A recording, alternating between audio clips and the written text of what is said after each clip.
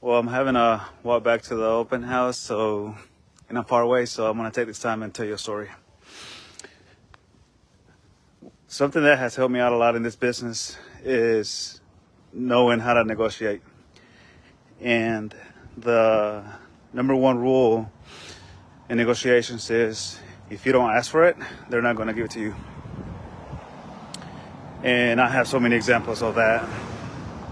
I actually just have a recent one where that happened, but I'll tell you that one later. I want to tell you about this one client that I had, and they had a house they missed out on because their agent didn't negotiate properly for them. And so we were looking at a different house, and I was like, you know what? Show me the house that you lost.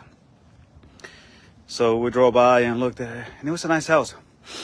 And then we went down the road and we saw another super nice house.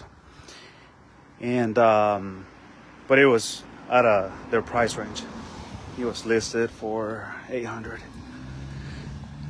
And their budget was $700. So they weren't really looking at it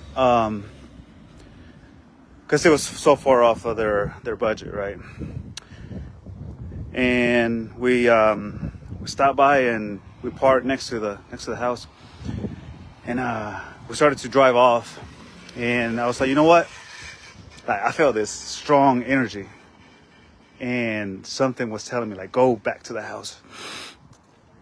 And so I was like, hey, let's go look at that house. So I tried to show it, but I couldn't get a hold of the agent, whatever. But anyway, later on, I did get a hold of the agent. We showed it, and long story short, the house was absolutely beautiful on 7 acres, and I can't remember the exact number right now, but we made a low offer. I want to say 700, and it was listed at 800, and we ended up getting it for like 710. So the story that I told my buyers in order to make such a low offer was the story of the pickle jar.